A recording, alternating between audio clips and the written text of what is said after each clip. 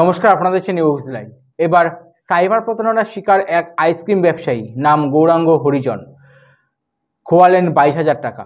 উত্তর দিনাজপুরের চোপড়া এলাকার ঘটনা। ইতিমধ্যেই পুলিশের কাছে অভিযোগ জানিয়েছেন ওই ব্যবসায়ী।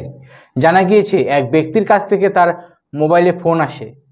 সেখানে তাকে বলা হয়, আপনার ব্যাংক অ্যাকাউন্ট লক হয়ে গেছে, আমরা অফিস থেকে বলছি।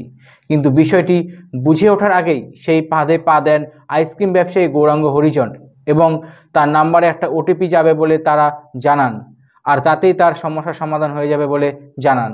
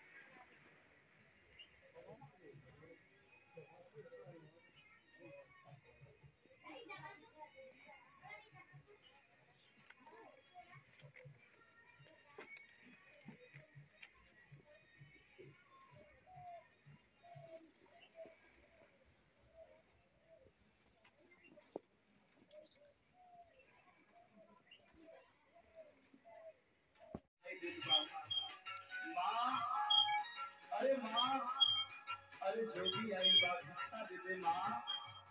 रुक जा बाबा, आवत है। हमारे माई बहुत बीमार हो बाबा, ओके बढ़िया से सुता के आवत है बाबा।